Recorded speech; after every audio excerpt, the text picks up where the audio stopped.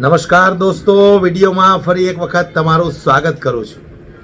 ફરી એક વખત આમ આદમી પાર્ટીના યુવા નેતા બ્રિજરાજ સોલંકીએ ગુજરાતના ગૃહમંત્રી હર્ષ સંઘવીનું માગ્યું રાજીનામું. શું કારણ હોઈ શકે આ વાતને લઈને? મુખ્યમંત્રી ભૂપેન્દ્રભાઈ પટેલને પણ જણાવ્યું છે કે વહેલામાં વહેલી તકે ગુજરાતના ગૃહમંત્રી હર્ષ સંઘવી રાજીનામું આપે.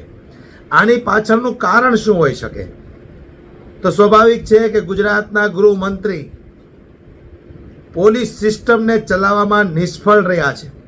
આજે ગુજરાતની અંદર બેફામ દારૂ, ડ્રગ્સ, ચરસ, અફીણ, ગાંજા જેવા નશીલા પદાર્થોનું સેવન થઈ રહ્યું છે. બેન દીકરીઓ સાથે બળાત્કાર જેવી ઘટનાઓ બની રહી છે. લુખ્ખા આવારા અસામાજિક તત્વો છાસવારે કોઈ પણ વ્યક્તિના મર્ડર કરી નાખે છે. આવી ઘણી બધી ઘટનાઓ આપણે જોઈએ છે.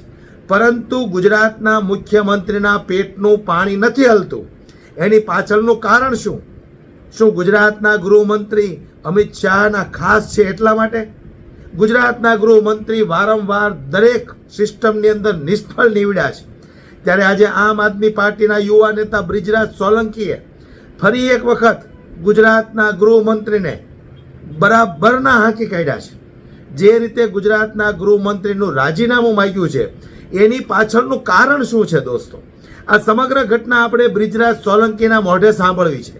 એટલે વિડીયો જે હું તમને બતાવવા માંગુ છું, થોડો સમય કાઢીને તમે બરાબર ખાસ સાંભળજો કે શા માટે બ્રિજરાજ સોલંકીએ ગુજરાતના ગૃહમંત્રી હર્ષ સંઘવીનું રાજીનામું માંગ્યું છે. આવો આપણે સાંભળીએ બ્રિજરાજ સોલંકી આ વાતને લઈને શું બોલ્યા છે. નમસ્કાર, જય હિન્દ, જય જવાન, જય કિસાન. દોસ્તો, હું બ્રિજરાજ સોલંકી. મિત્રો, તાજેતરમાં સમાચાર આવી રહ્યા છે કે બોટાદ જિલ્લાના ગઢડા તાલુકાના મોટા સખપર તાલુકા પંચાયત સીટના જીતેલા અમારા આમ આદમી પાર્ટીના ઉમેદવાર પ્રવીણભાઈ મકવાણા ઉપર આજે જીવલેણ હુમલો કરવામાં આવ્યો છે. લોહિયાણ હુમલો કરવામાં આવ્યો છે અને અત્યારે હાલ એ સારવાર હેઠળ છે. પરંતુ વાત મારે એ કરવાની છે કે આમ આદમી પાર્ટીના ઉમેદવારો ઉપર ચૂંટણી પહેલા પણ હુમલાઓ થયા, ડરાવવાના ધમકાવવાના પ્રયત્ન થયા અને ચૂંટણી લડ્યા બાદ જ્યારે આમ આદમી પાર્ટીના ઉમેદવારો જીત્યા ત્યારે પણ ગુંડાઓ, માફિયાઓ, ગેંગસ્ટરો આમ આદમી પાર્ટીના જે ઉમેદવારો છે એમની ઉપર હુમલાઓ કરે છે. આ કોના કહેવાથી કરે છે, આ કોના કારણે થાય છે, એ આ ગુજરાતની જનતા જાણે છે.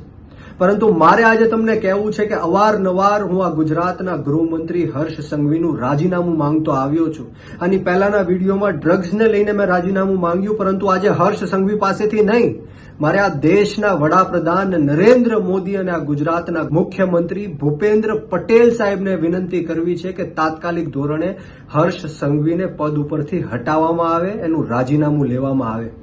કારણ કે આજે રિપોર્ટ આવ્યો છે ગુજરાતની અંદર, જે રીતના આજે બોટાદમાં હુમલો થયો અમારા આમ આદમી પાર્ટીના જીતેલા તાલુકા પંચાયતના સભ્ય ઉપર, એવી જ રીતના ગુજરાતની અંદર 6.15 લાખ ગુનાઓ નોંધાયેલા છે.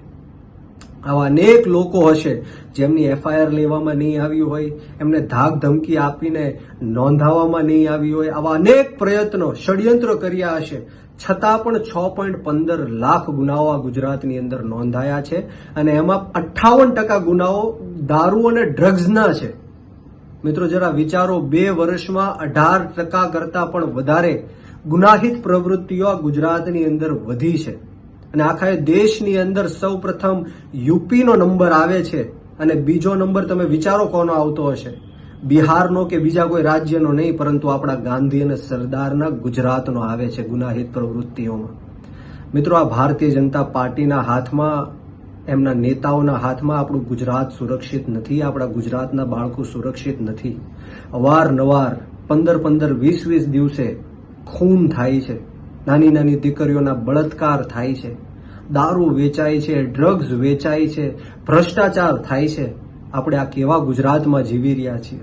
ત્યારે મારે આ દેશના વડાપ્રધાન નરેન્દ્ર મોદી અને આ ગુજરાતના મુખ્યમંત્રી ભૂપેન્દ્ર પટેલ સાહેબને વિનંતી કરું છું, હાથ જોડું છું કે તાત્કાલિક ધોરણે હર્ષ સંઘવીનું રાજીનામું લેવામાં આવે. કારણ કે આ ગુનાહિત પ્રવૃત્તિઓ ગુજરાતની અંદર દિવસે ને દિવસે વધી રહી છે અને આવનારા દિવસોમાં યુપીને પણ પાર કરીને આખા દેશમાં સૌથી પહેલો નંબર ગુજરાતનો આવવાનો છે, કારણ કે આ ભારતીય જનતા પાર્ટીના નેતાઓના ઈશારે એમના નીચે આવી ગુનાહિત પ્રવૃત્તિઓ દિવસે ને દિવસે વધતી જાય છે.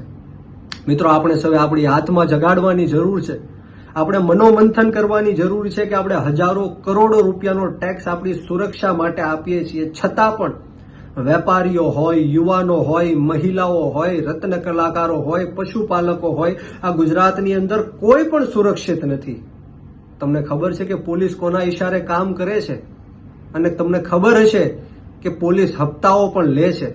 ત્યારે મારે તમને વિનંતી કરવાની કે હવે આપણી આત્મા જગાડવાનો સમય આવી ગયો છે, આપણી આંખ ખોલવાનો સમય આવી ગયો છે. ક્યાં સુધી આ લોકોનો અન્યાય અને અત્યાચાર આપણે સહન કરતા રહેશું? અને સાથોસાથ મારે એ પણ આજે વિનંતી કરવાની કે બોટાદની અંદર પ્રવીણભાઈ મકવાણા, જે અમારા આમ આદમી પાર્ટીના જીતેલા તાલુકા પંચાયતના સદસ્ય છે, એમની ઉપર જે જીવલેણ હુમલો કરવામાં આવ્યો છે, એમના જે મારનાર ગુંડાઓ છે, અપરાધીઓ છે, આરોપીઓ છે, એમને તાત્કાલિક ધોરણે પકડવામાં આવે. નહીંતર આમ આદમી પાર્ટી આવનારા દિવસોમાં સમગ્ર ગુજરાતની અંદર ગાંધી ચિંધ્યા માર્ગ ઉપર અને જરૂર પડે તો શહીદ આઝમ સરદાર ભગતસિંહના માર્ગ ઉપર પણ અમારી આંદોલન કરવાની તૈયારી છે. જય હિન્દ, જય જવાન, જય કિસાન, ભારત માતા કી જય.